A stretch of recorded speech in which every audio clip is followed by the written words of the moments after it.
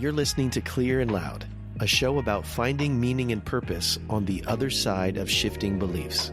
I'm your host, Josh Harris. What happens when the very places meant to offer healing and hope become sources of deep wounds? When the communities that promise love and acceptance instead leave people feeling broken, ashamed, and spiritually shattered? Today, we're exploring what psychologist Dr. Hillary McBride calls holy hurt, the trauma that can occur within religious and spiritual contexts.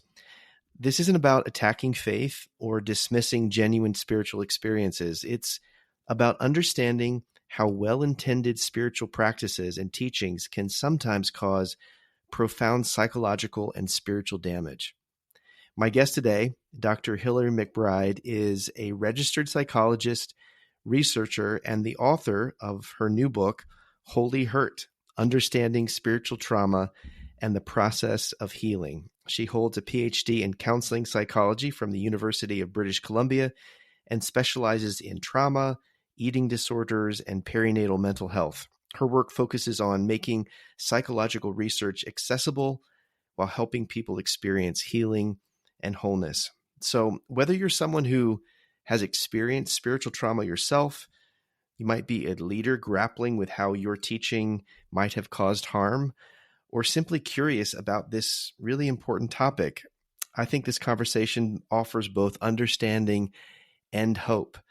I know for me, I'm not approaching this as a detached interviewer. Those of you who know my story, I've been a pastor, I've been an author, and my work has contributed to spiritual hurt for many people. That's been part of my journey to process that, to apologize for that, and to engage with people who have been harmed by the ideas that I put out into the world. Hillary's book and this conversation was deeply meaningful for me, and I hope you enjoy it as well.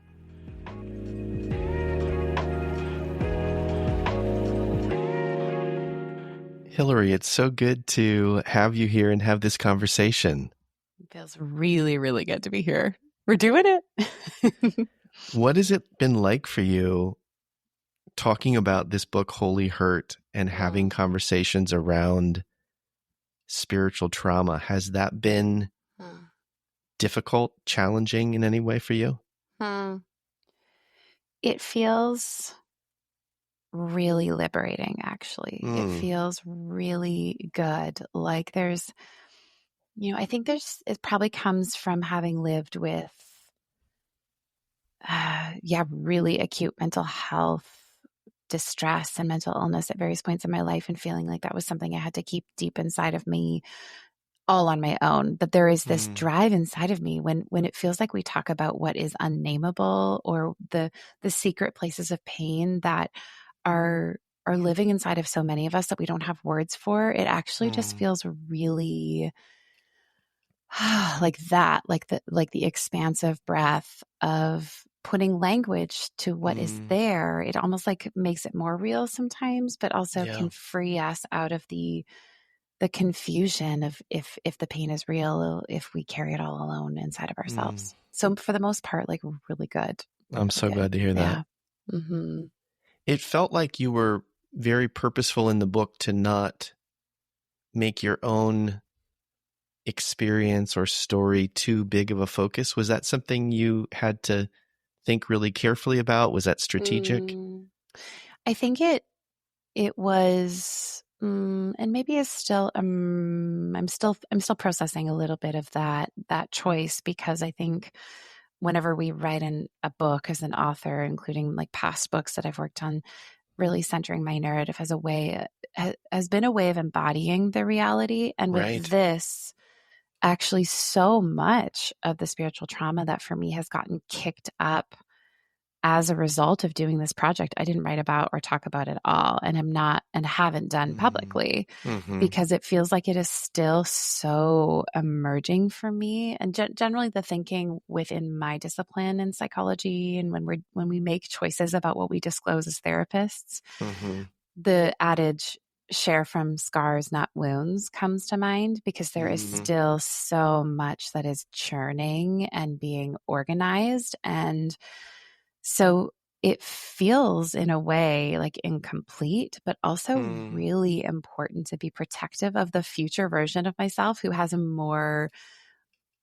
organized way of understanding what happens. And that again, like I think it's, I have some inner conflict about that, because I think oftentimes we share when things are wrapped up, which colludes with this cultural presentation of us not being able to share the vulnerability with people. And yet it feels different to do that publicly in a book versus like the people in my life know the things I'm working on. Like the people who are close to me are very aware, but I don't actually owe that to everybody in a published form. And I might feel differently about some of these things in 5 years from now than I do now. So yeah, there's like, you can hear the conflict, the tensions, the pros and cons. It feels, very alive inside of me.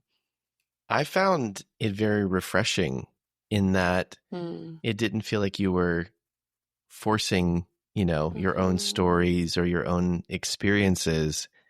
And just in general, I felt like the book was so thoughtful and considerate of all the different places people are when it comes to talking about their faith, whether they're still in a faith community or have left the faith or whatever it might be. Towards the beginning of the book, you say, I'm purposely not going to use, you didn't say Christianese, but basically like, I'm not going to use a lot of spiritual language or even quote Bible verses so that this book isn't re-traumatizing in a sense for people who are at different places. And so I really appreciated that. It made it, for me reading it, it's difficult because the topic is difficult, but the way in which you wrote it and the way in which you shared from your own life felt very honest and helpful across the board. So I appreciated that.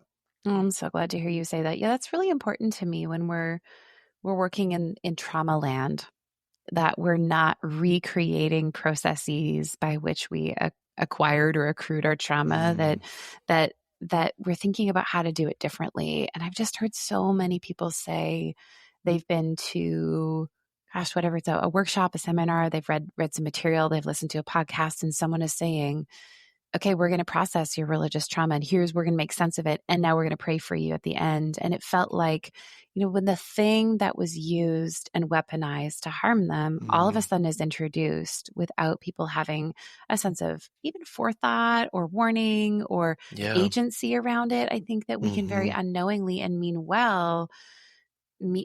be well-meaning, like actually, re-inflict some of the harm that was done to people, even with our good intentions. And so I wanted to make it really clear, both up front as the book started, here's where I stand. I have some relationship with this material. Here's how I position myself in terms of my identity, and what you're not going to get, just so that we're clear, is more of the thing that hurts you. That's so helpful. I'm wondering if we could start with some really basic kind of foundational definitions. You write in the book that spiritual trauma has been with us for as long as religion has existed. And I'm sure most of us kind of assume we understand some of these different terms, but I'm just curious if you could talk about trauma, if you could talk about even the word spiritual, and then obviously the combination of those, which is what the book is about. What is spiritual trauma? How do you think about those words? Yeah. Okay. Well, we've just wandered into my favorite thing to talk about. So I will, please remind me to take some breaks to take a breath. If you're like, no, let's bring it down a little bit. Just let me know. When I actually like starting with the word spiritual, because it feels like a word that really needs a rehabilitation in our culture. Especially if we have spiritual trauma, it's hard to really see the word outside of how it's been used against us or how we associate with it. And big surprise to me was actually that my renegotiating of that word came from academia. I would have never thought in a million years, having grown up in a church and maybe like part of the, like some of the cultural stuff, that like academia really misses the heart of being human. Like the church has got the heart of being human. And we've got this, I was like, wow, it's amazing what research can show us about people, especially when we're looking in this kind of like curious way at people's experiences in their language. But spiritual, when we think about it from a definition standpoint, I like to situate it in all of these other facets of the human experience, including physiological, psychological, relational, social, that are part of the core dimensions of being human, right? We're all having these different flavors of the human experience, and we can't quite get at them with one word. So we make up these compound words like biopsychosocial to be like, hey, we're this whole mix of all these different ways of interacting with the world and receiving information. But to put spiritual in there highlights that spirituality is a core dimension of the human experience. And what I'm not saying there is that it's expressed the same way for all people, in the same way that sexuality isn't expressed the same way for people, and that our minds do all sorts of different things. Depending on who you are, your mind works different than your neighbor. But the spiritual element of the human experience is the inborn drive that propels us towards meaning making. It propels us towards connection. It's the thing inside of us that actually orients us towards the more. And the more includes, I would say, like relationship with the land, especially if we've been fragmented from the land. Or more is like, oh, maybe there's another way to think about this. Or the more could be like, whoa, what's happening here? Or I want to be a part of something. And so it is inherently, I think, spirituality is creative, it's expressive, it's connective. I would even say it's erotic. I think it transgresses the boundary of the singular self as we organize our ideas of ourselves into kind of this individualistic paradigm. I think spirituality propels us into expansion. But it also asks questions like, what are we doing here? And it seeks answers for those things. You could say religion is cultures of people who answer those questions in similar a specific ways. way. Yeah. Yeah. So religion is actually a cultural phenomena, but spirituality is a human one. Okay. So we'll take that. I love that definition. That's so powerful. Thank you for unpacking that. Really healing for me. It's been really healing for me, and actually makes me, in spite of how much spiritual trauma exists inside of me, inside of the folks that I work with, in the world, it makes me actually feel friendlier towards spirituality in general. So I hope that it does that. Yeah. For you, Josh, and for listeners.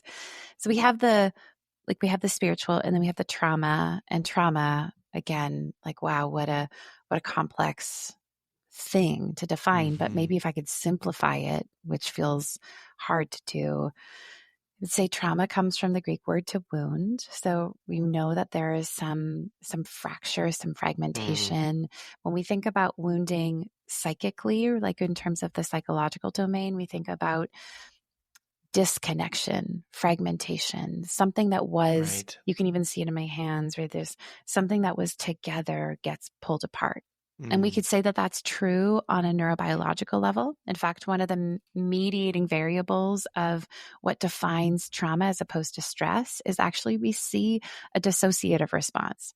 And when dissociation comes online, it's the nervous system's, the branch of the defense cascade that is in all mammals that goes, I can't fight this. I can't outrun this. I have to fracture something inside of myself to get away from here, even if I can't get away from here in order to survive. So there is this psychic split, and that happens again neuroanatomically, where we see when there's a dissociative response online, that some of the structures responsible for feeling and sensing the here and now, and the parts of us that can kind of,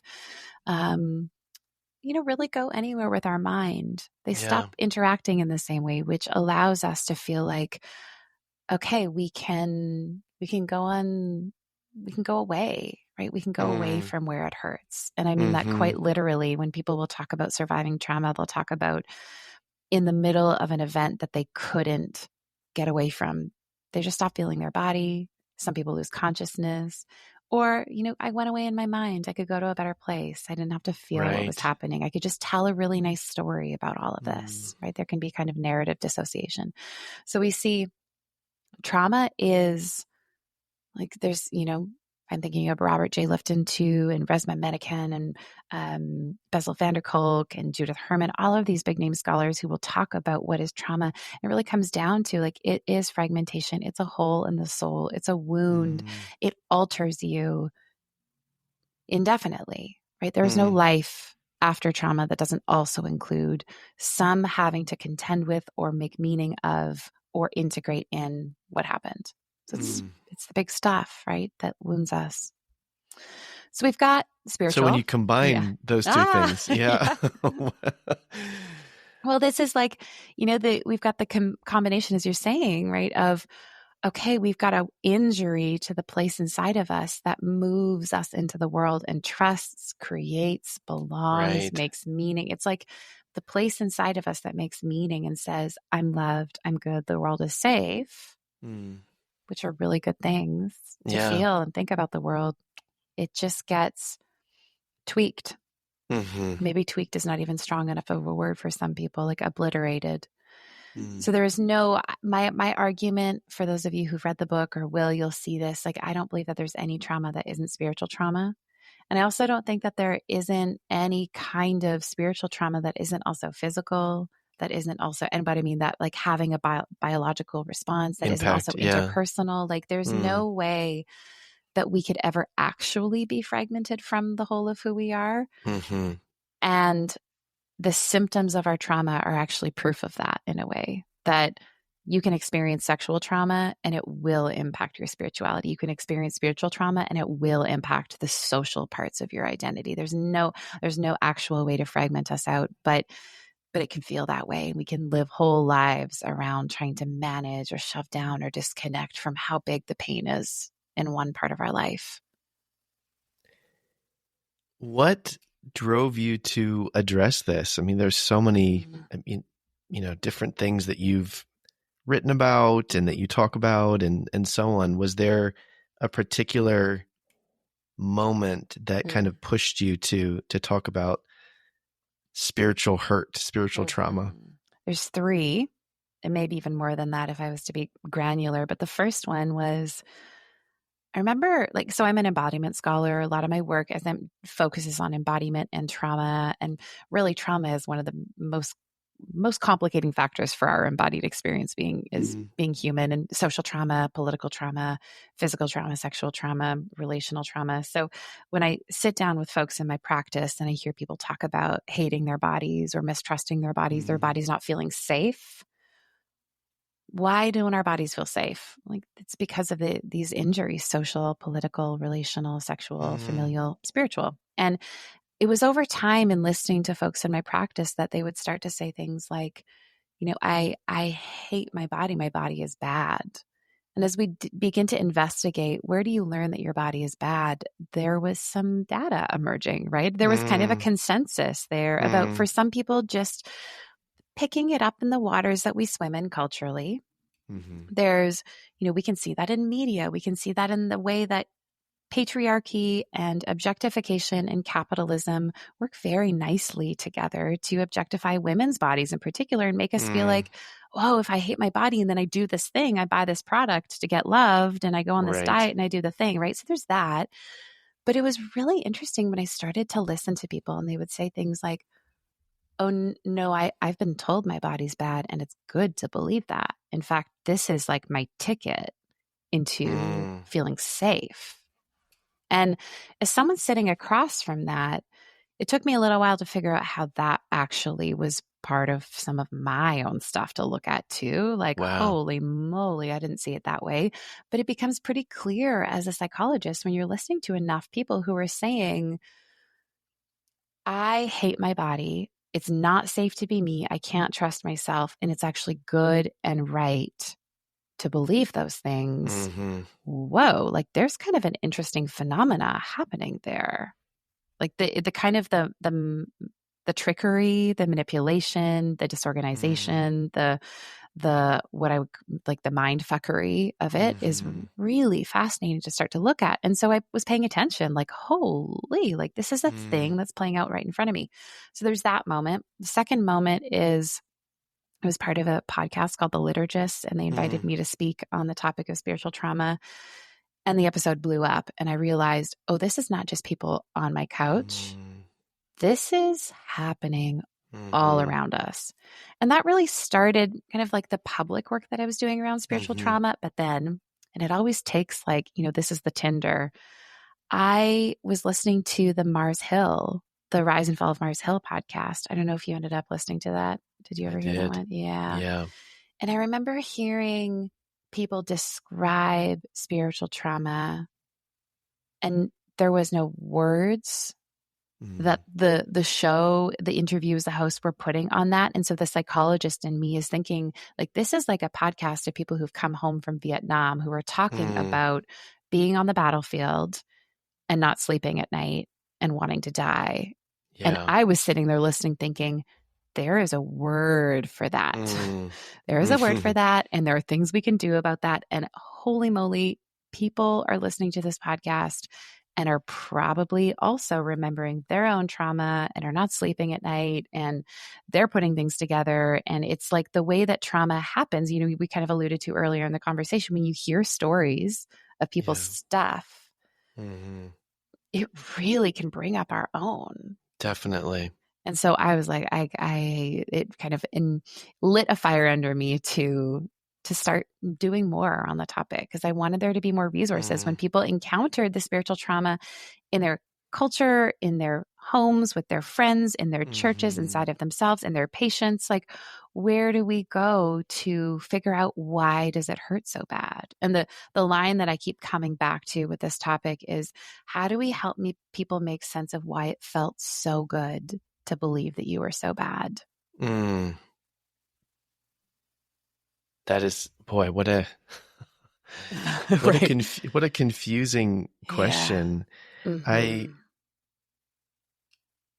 imagine that there's resistance in some people even to, the entire topic. And I don't know if that resistance is a generational thing. It feels like you can divide the world between, people who would even take the concept of trauma seriously, and those that want to say like, oh, just move on, just, get over it, or whatever it might be. You quote psychologist Rick Bradshaw defining trauma as experiences that confuse us and overwhelm us and leave us feeling powerless.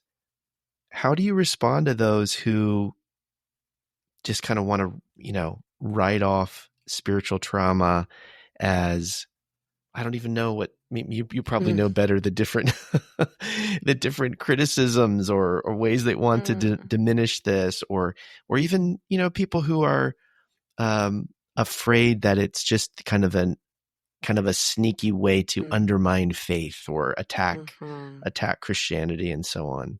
How do you speak to that skepticism of it?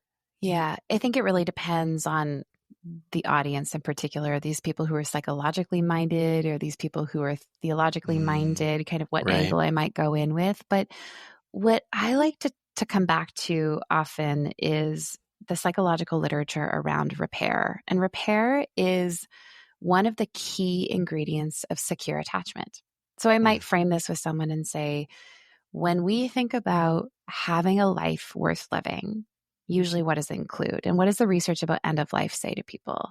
Like, we wished we were closer to the people who are in front of us. We wish we didn't miss our kids growing up. We wish we didn't, work so hard and not play as much as we wanted to. Like, how do we actually create those relationships that make it feel good to be alive? Like, what does the good life actually mean?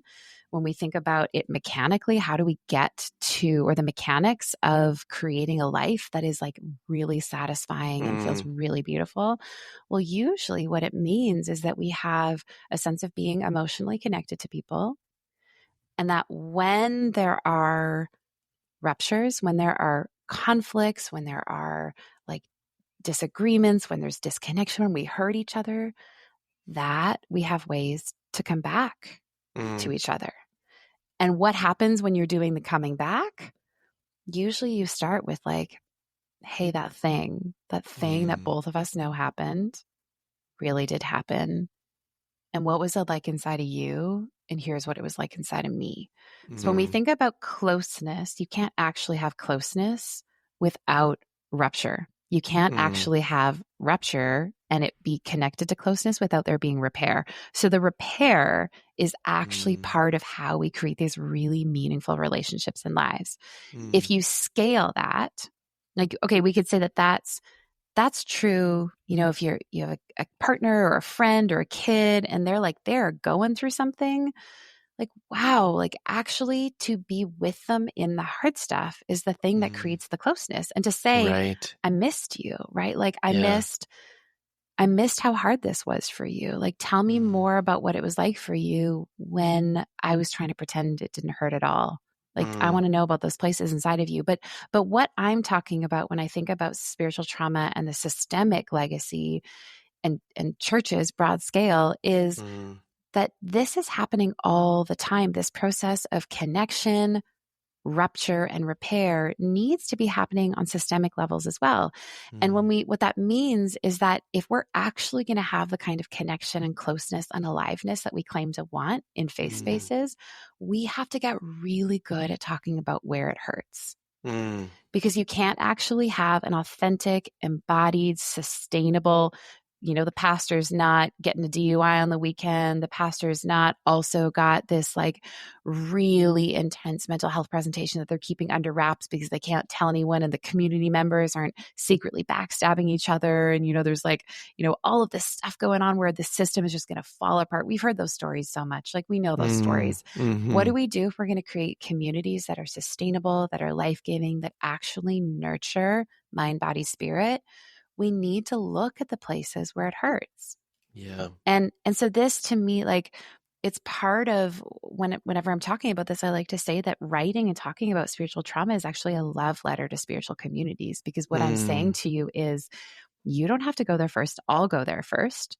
Just like have a look at some of these things that are happening, and then be brave enough to admit that they might have been happening inside of your community or inside of you. And I'll do it first, right? You won't have to go there alone. Let's do it together. And when we do that, it is not about tearing down. It is about actually building what's trustworthy. And any parent knows this who's like connected to themselves. If your kid comes to you and said, hey, you hurt me, that is a kid who trusts you enough to tell you. All children are hurt by their parents. All children feel let down. All parents miss their kids and actually fail in existentially significant ways for meeting their children's needs, because how could you be everything? And also, we need to show our kids what it means to be human and not perfect. But to be able to say to your kid, thank you for telling me. I want to know about that place inside of you. And to hear that as a parent who believes that your child trusts you enough with what is tender inside of them, even though you hurt them, that is actual safety. So if we want to create safety, what we need to say is like, okay, let's go to those hard places. And unfortunately, there are a lot of them in churches. There are a lot of them in spiritual communities that people haven't had the courage, the skills, the tools, even the language around talking about. And maybe I'll just say this one more thing before handing it back to you. I think that one of the most incredibly complex parts of religious communities is that they have done a really good job. Not all people, not all communities, of course, but there is a theme here that in spiritual communities, whether that's, Christianity, even in yoga communities or Buddhism or meditation communities, of supporting processes of spiritual bypassing, which means that people get taken out of staying with the pain into these strategies of trying to manage the pain by putting a nice story on it, by deflecting against it, by dissociating, by convincing themselves that that pain is actually part of what's being used to mature them. And so, we wrap all these really nice stories around things. So people have built into their spiritual practices kind of these escape hatches, which is part of why I think many faith communities have a hard time going there, is because the foundation of the way people interact and relate is don't feel the pain. Right. Don't talk about it. Don't talk about it. Yeah. This conversation is so, personal, touches on so many parts of my own experience. And as I was reading the book, there were moments where I was thinking about ways in which I experienced control and manipulation and personal hurt. But then so many parts of it where I was reading and seeing the role that I played as a leader, as a pastor for years, as a writer, of causing that hurt and being the one who's standing up and, church disciplining someone and saying they're out of the community because of their sin, or the teachings that I did in my books and so on about purity and the shame that passed on to people and condemnation that passed on to people. And I do think that it's so difficult for leaders to face these conversations, to talk about spiritual hurt and trauma, because it can rupture the control and authority, like that. Even that moment that you compared it to a parent with a child, that moment where you acknowledge, I was wrong as a parent, I hurt you, is a little chink in the armor of I'm the perfect authority that gets everything right. Listen to me all the time. And so I just see how difficult it was for me as a leader, and how many of those power structures thankfully fell apart in the community that I was a part of. And I saw this crumble in different ways. But it's almost like for people who are wanting to maintain the authority, maintain the control, it's very scary to even acknowledge, hey, our teaching, our efforts, our, systems maybe actually caused harm. Instead of helping people, instead of restoring people, people are damaged as a result of that. I'm just so hoping that there will be leaders out there who will pick up your book with that kind of open mind to say, if I'm really about love and healing and, the reasons I was called to a spiritual community, I'll open myself up to the possibility that even with the best of intentions, there's the chance that I've been a part of hurting others. And how do I engage in that conversation for repair? Yeah. What came to mind as you were saying that was, I think Terry Real says something like, you can be in relationship or you can be right, or you can be right or you can be in relationship, right? Like you can be in charge and in control, or you can be connected. And ultimately, like, who are the people who choose the control or the right? These are people who were never shown how to actually experience embodied, authentic connection and the power and the magic and the safety and the fullness that can come from actual closeness. But it's, if someone was to say, okay, I'm going to read this book, and I'm going to read this book so that I can understand how to fix people. Like I won't look at myself. I'm going to read this so that I can understand. I'm having congregants come and tell me that they're experiencing religious harm and spiritual trauma, and I'm going to fix them because I'm not part of the problem.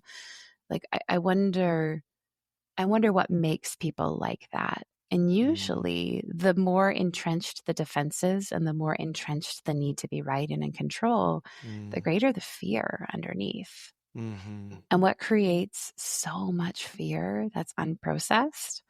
Trauma and aloneness. Right? That's at the heart of it, because life is scary. But when we are connected to people, what we can do is we can metabolize the fear into curiosity. The connection seems to be this mediating variable between terror and fear and the ability to explore the world in spite of how scary it is. So what are people telling me when they're needing that much control and that much certainty? These are people who feel really, really scared. Yeah. Scared that if they don't believe the exact right thing, that they'll get kicked out of whatever community they're in, or they'll lose their authority, they'll lose their position. Right. Yeah. And what makes us that scared? Like I was saying, aloneness or trauma. And here in talking about spiritual trauma, what I'm hoping to give names to is, why that's a legitimate form of trauma, to be Mm. told your whole life, if you don't do it well and perfectly, not Mm-hmm. only are you going to be rejected from the community, but you will be rejected eternally from love. Right. Like these, and to hear that in a really young developmental place, to hear that when a mind Mm-hmm. is growing, it fundamentally ruptures not just psychological perceptions of safety, but physiological perceptions of safety. Mm-hmm. I think there's a lot of really, really good religious people out there who are walking around with highly traumatized nervous systems and are extremely terrified of getting it wrong and Mm-hmm. have built a whole life around it. And so you could look at religion as, in its purest form, like a way that people can connect around their longings for the more.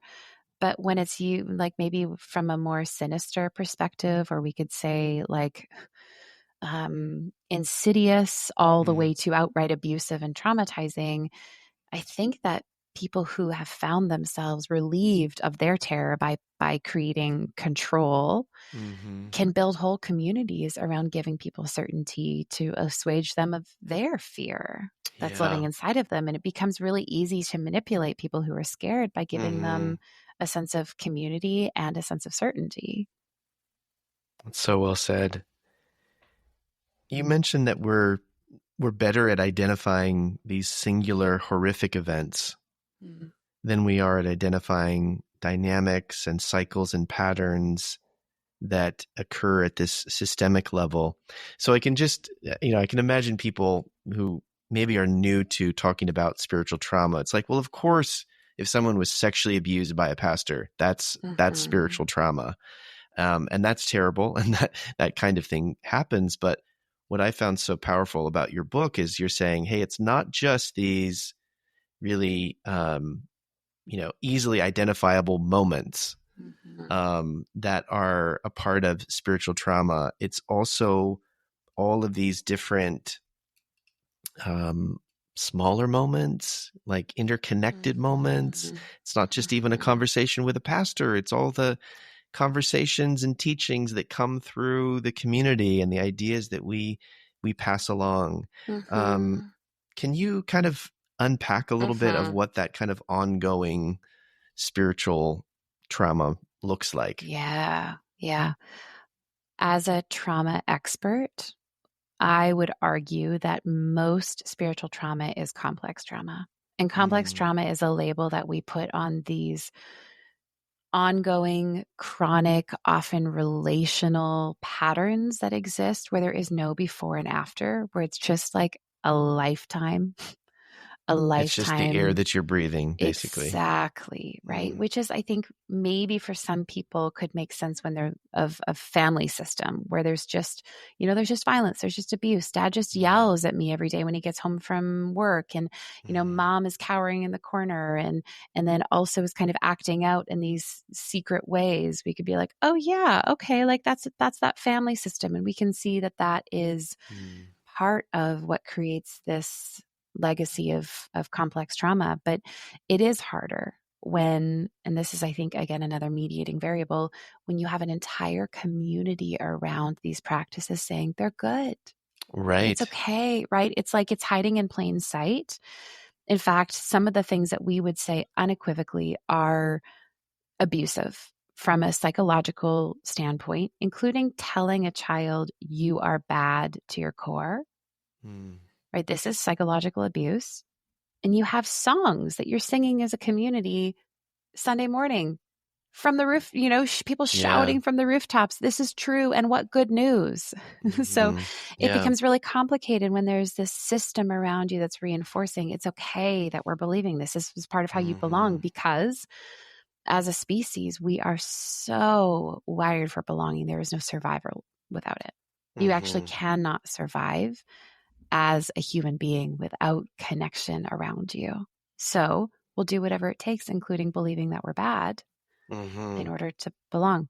But maybe to get into some of the nuance of this, there's a scholar named Michelle Panchuk who's identified in her definition of spiritual trauma some themes that I really like, and I'll present those here. That spiritual trauma is a trauma that's caused by something a person closely associates with religion or spirituality, Hmm. or could be inflicted by someone who's a stand-in for the divine, or is justified by spiritual practices or beliefs and occurs because of religious or spiritual practices. So let's think about corporal punishment in Canada, which is illegal.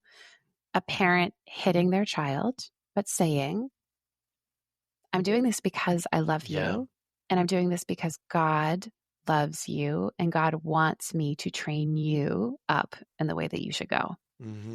So we have these practices, which if you extracted that from a spiritual perspective, you might say, oh, that's child abuse. But when you have a parent also saying, oh, the church told me to do this, and this is good, and it's because God loves you and I love you, then now the person is associating their experience of terror and abuse with God or with the church. Or another good example would be, and I think this is where it starts to get a little trickier, but important to name, if somebody has been raised believing God doesn't give you more than you can handle, or the experiences that you have that are suffering are actually ways that God is inviting you to join in Christ's suffering. And then that kid gets sexually abused by a basketball coach.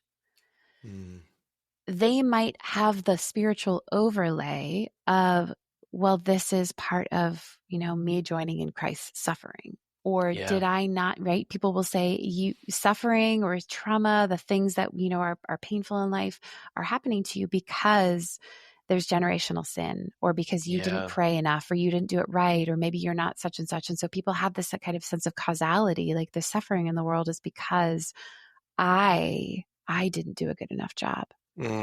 So we can make meaning, right? If spirituality is part of our meaning-making drive as a human, and we've been given this injured meaning-making compass that says, if it hurts, it's because I'm, need God. It hurts because God made it happen. It hurts because this is what love is. And then bad things just happen in life and in the world. People don't have any chance but to make meaning of it through the lens of, this is God perpetrating this against me. So there's all of those reasons I mentioned. And there's also a survivor believes spirituality or religion is somehow the cause, right? This is like part of what I'm describing with these examples. Or lastly, the post-trauma responses are connected to God, religion, or spirituality in some way, even if that's a connection that a person makes themselves. Like thinking about a person believing, well, God wanted this to happen. Even if there was, nobody was abusing them and saying it was God doing it, if the person has the sense, okay, this is because of my religion, this is because of my spirituality, or what I didn't do, or what God wants, then all of a sudden we're now in the domain of spiritual trauma.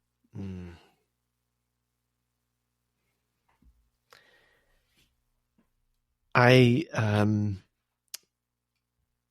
identify so strongly with that tradition of teaching the brokenness at the core, that we're flawed, and that wasn't an optional teaching. It wasn't like, oh, well, there's a little grab bag of things that we can teach. It really was the core of the theology, the heart of the gospel, as we would put it. So we taught that we're sinful, we're unworthy, and God's love is so tied to remembering our sinfulness and kind of dwelling on all that Jesus had to do to free us, to die in our place, and so on. So for me, as I was reading your book, and you point out the harm and the damage done from that belief being so powerfully reinforced through teaching, through the songs that we sang, and let alone that being taught to a child who's, just developing.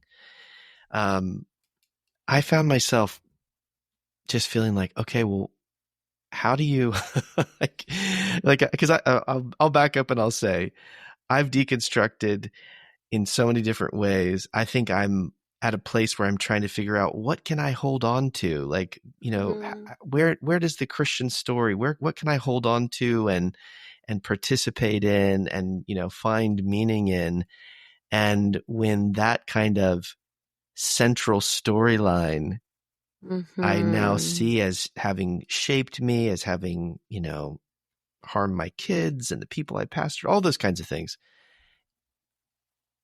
I guess what I'm asking you is like, how do you approach faith with taking that kind of core idea out of the center? How do you I guess I'm asking, like, how do you hold on to, or what do you hold on to when you see that kind of emphasis being so damaging? I think for me it's just jarring psychologically, because it's like, it's so hard for me not to think of that as kind of the core idea. Yeah.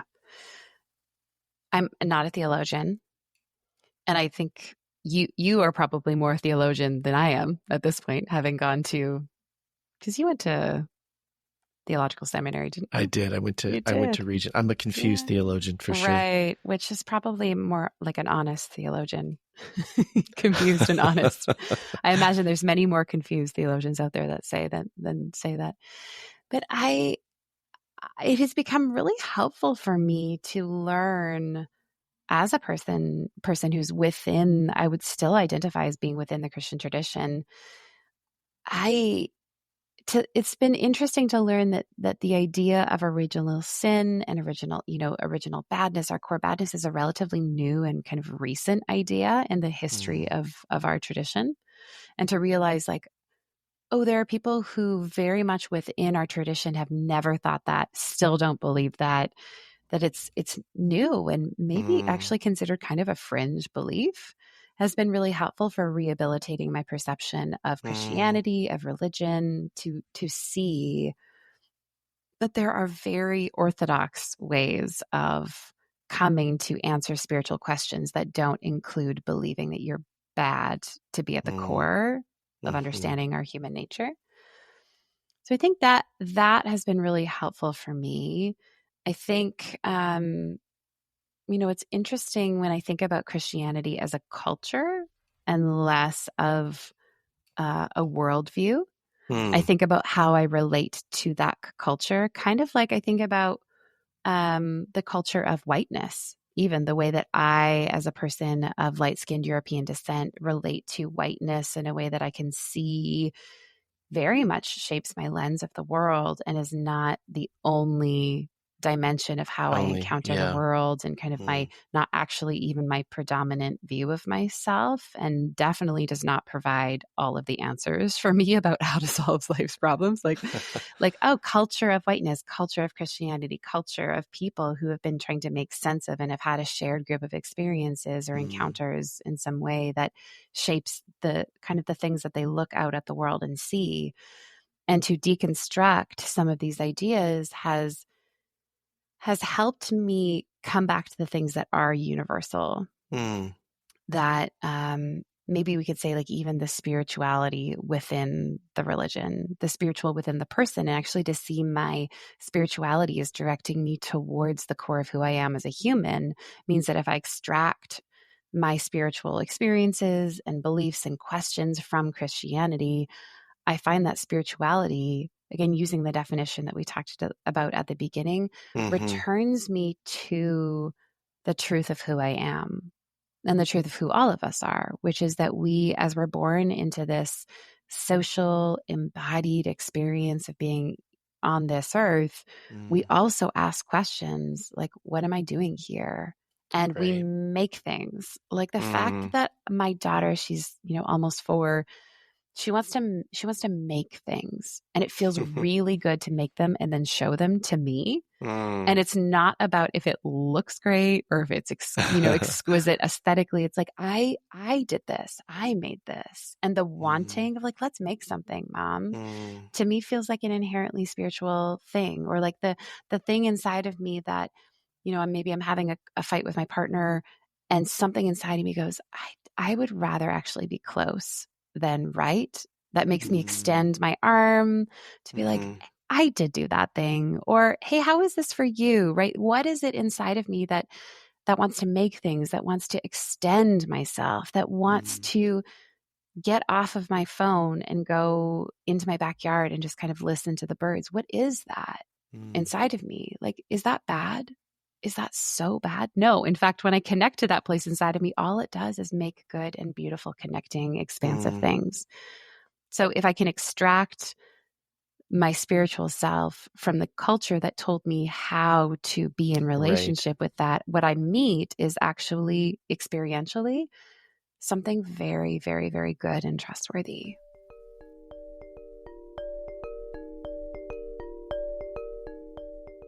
What do you say to people who are more aware of the damage that they caused other people? Whether that's a parent who's dealing with kids that are coming back years later and saying, hey, your Christian parenting affected me in these ways. Or, for me as a former pastor, it can be overwhelming to try to process like what my, teaching and leadership, how it impacted people. I can imagine.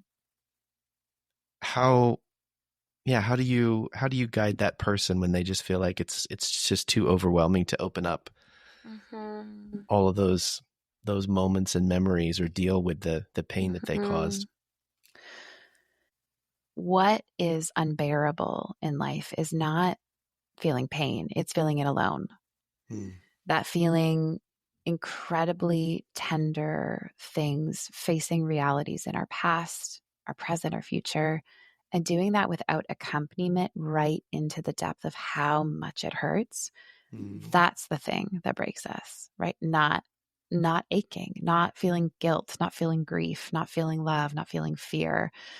So when I think about people who are facing the hurt that they've participated in, perpetuated, perpetrated, I'm always in this dialectic between like, feel the pain of that and also bring me with you.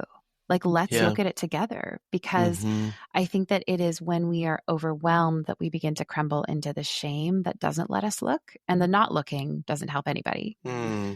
But it actually takes somebody who is really deeply connected to the truth of who they are and their goodness in an unshakable way, which allows us to look at the hurt that we've done and not be eclipsed by the shame that we feel. So I actually think it's the people who have done the most hurt who need to be the recipients of the most accompaniment and love, to be able to be fortified and shored up to then face what's happening, right? Like, as if you think about a parent who actually, like, let's just say a child comes to them and says, grown-up child or young child, and says, you hurt me. Yeah. What does it take for a parent to be able to say, I did, right? And I love you, and I'm so glad you're telling me, and tell me more. Tell me more about what that was like for you. That's not an insecure parent, actually. And that's not a defended parent. That's actually a really confident parent who's confident enough in their love and the goodness of who they are and in the relationship that they have to go, okay, let's go here. Yeah. So it's confidence that allows us to be brave, and confidence, despite what our culture has sold us, confidence is actually the internalization of a two-person phenomena. It is the intrapsychic knowing that I have been seen in the struggle and the good, and I've been loved and known and witnessed. And when that actually gets introjected into us psychologically, when we absorb it, that we can be brave in the world, even if there isn't someone right beside us holding our hand going, I can, this is pretty intense, isn't it? That your kid is telling you how they hurt them. Like, right. We have internalized something true about ourselves that we learned in relationship, if we can face those hard places on our own. So it's never actually on our own. It's either like kind of looks like it's on our own that we're facing the hard stuff because there's nobody right beside us, but they're actually inside of us. Or I think we have people with us who say, okay, let's go. Yeah. I'm not afraid to look at this with you, and it's not going to change how I feel about you, which is my favorite thing to say to my patients. Like, nothing is going to change how I feel about you, and nothing inside of you feels scary to me. And so let's look at what you did. Let's look at how it feels. And I can promise you that I'm not afraid, and I'll stay with you the whole time, all the way, right to the end. What I love about that is I feel like it's so hope-giving in regardless of what mistakes or harm was caused in the past, you have this moment to, as the person that perpetrated that, to join that person in conversation, in acknowledgement. And that could be one of the most powerful, beautiful, gifts that you give, for example, a child, to be able to join them in that conversation, to not be defensive. I think about a lot of pastors out there who feel like, oh, if I walk down this path of acknowledging things or engaging in these conversations, it's like it's going to destroy my legacy, or you know what I mean? Like there's a way of thinking about it that's really twisted. Instead of saying, oh, maybe the most important thing I'll ever do as a leader is acknowledging these ways that I misused my leadership, or I taught things that were harmful, or, that kind of a moment. And not leaving people alone in their pain, joining them there is such a powerful thing. It's real intimacy, real trust gets built there. I want to read something that you wrote that really made me rethink how I think about healing. And I will just say that I found your book very hope-giving. I mean, you're talking about very heavy, difficult things, but you consistently remind people that they have within themselves the ability to heal and to grow and to change, which I found so encouraging. But you wrote, we have defined healing as something going away. Instead, healing is the ability to attend to whatever is hurting, to turn toward where the injuries are, and patiently, with courage and clarity, let them be loved, and eventually to love them ourselves as they are. Could you talk just a little bit more about that perspective on healing? I think of how often we've talked about and thought about healing psychologically, spiritually, through this medical model, which also in itself, like the kind of cultural health-based definition of healing is so ableist, right? As if things can only be somehow, we can only be more connected to ourselves or enjoy our lives, or things can be okay if the thing goes away. Well, what about when the things don't go away, right? And that's true of so much disability and illness and injury and trauma. Really, it's like that. Is that part of my past that injured me going away? That is going to be with me forever. The fact that it happened, I can't erase that from my memory. I can't erase it from my story.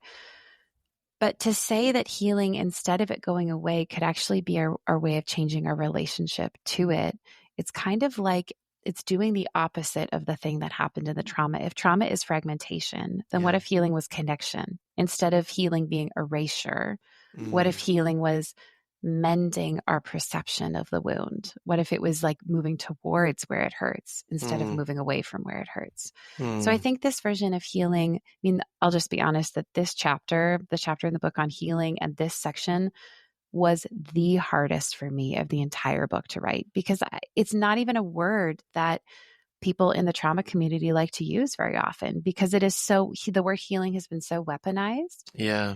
And it's like, I think the picture that gets conjured with healing again is like, oh, I had a paper cut and now it's disappeared and my skin has mended itself. And people are like, no, this was an amputation. Like there's no way that this limb is regrowing. I am learning to remake my way of moving through the world on the other side of this.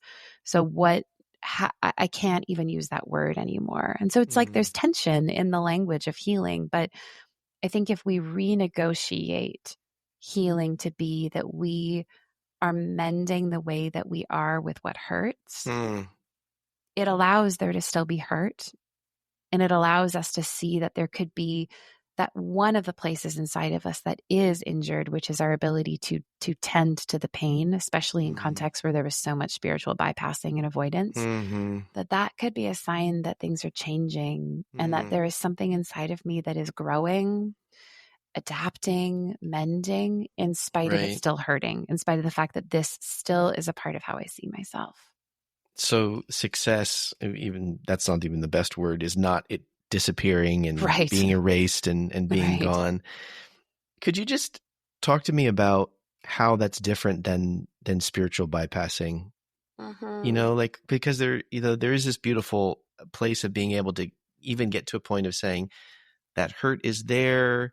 Of course, I wish this hadn't happened, but I even see ways that this has shaped me for good, that kind of a thing. But then obviously there's a way that can be very superficial and just, a form of spiritual bypassing if you try to do that too quickly. So how do you think about the difference between those two? Yeah, well, if you think of the definition that I gave in the book, the whole definition is that we can look right at where it hurts, that we can be in relationship with it. And I think you're absolutely right that saying, well, I'm glad that this happened because look, I have this, great career now, right? Or I've got this thing, I've made this. I mean, it's really different than being in relationship with where it hurts. That's really the definition is, can I turn towards where it stings? The bypassing is something that helps you turn away and act like it's not there at all. Yeah. Yeah. And including, right, we have these stories that are spiritual bypassing, shorthands for many of us, like, oh, like I think I said earlier, God won't give you more than you can handle, or like finding the silver lining, but it's okay because whatever. And I think that there can be something even just about the inner practice or the relational practice that isn't defined by what we say in one moment, but is defined by the way that we are with ourselves.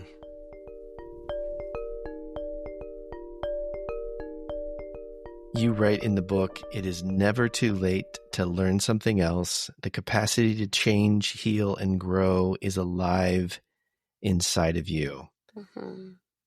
Just as we're wrapping up, to that person that feels like it is too late, or, I can never, process these things, or even just the idea of thinking about these things is just too much. Like, why would I want to think about trauma? Why would I want to stir these memories back up? How would you encourage that person?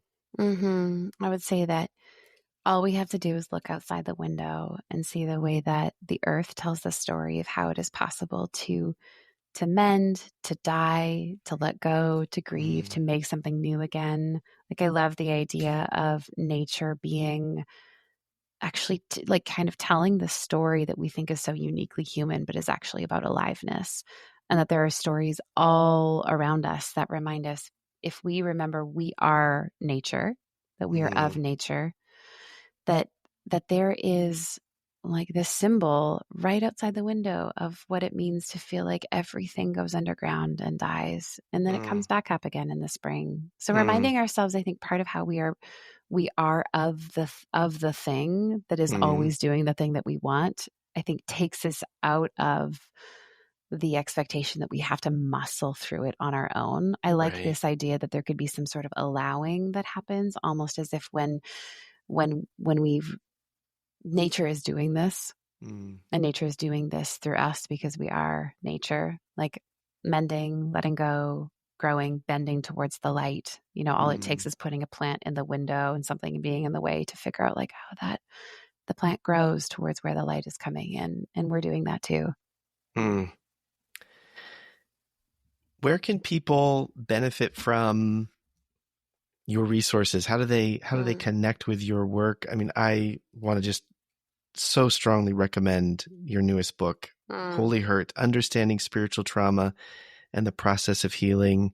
But what about other resources or other things that you're putting out into the world? Yeah. So Other People's Problems is a podcast that I have out with CBC. We just released season 5.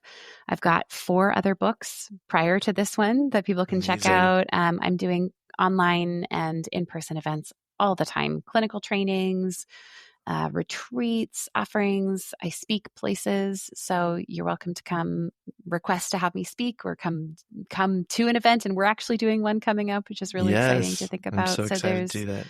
Yeah. Looking at my website, HillaryLMcBride.com, on Instagram, Hillary Leanna McBride. And I think probably, all the other socials too. I post what I'm doing. You can sign up for my email list and hear about that stuff, but check out the books and the podcast, and that'll get you started. That's fantastic. Well, I am running a little book club for Holy Hurt, and 65 people signed up. It was such an amazing response. And I just wanted to, thank you, Hillary, for the labor involved in writing this book, gathering these people. They're, Christians, Mormons, all different faith traditions, some still in churches, others have, left spiritual context and deconstructed and been away from it for decades, but they're still struggling with, their own stories and pain that they still experience. And the response to your book and the ways in which what you had taken the time to explain and unpack, it was really amazing to see. I mean, we're on a Zoom call together, and there are tears flowing and stories being told. And one of the ideas that you talk about in the book is just that idea of being able to bear witness to each other's stories. And I feel like you do that so powerfully through all of your work, but then you facilitate that through, a resource like this that allows people to gather and to talk about these things and to heal. So thank you for the work you're doing. I'm really grateful. Thank you. That feels so good to know. Thanks for listening to the Clear and Loud podcast. I'm your host, Josh Harris. Our producer is Pam Cameron, and this episode contains music by Jeremy Yaddo at Music for Podcasts.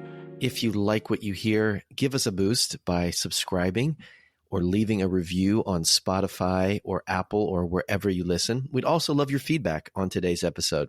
Or if you have a question you'd like addressed on a future episode or a guest you'd like us to consider, email us at hello@clearandloud.com. You can also shoot us a direct message on Instagram. Our handle is @clearandloud. Thanks for listening, and we'll see you next time.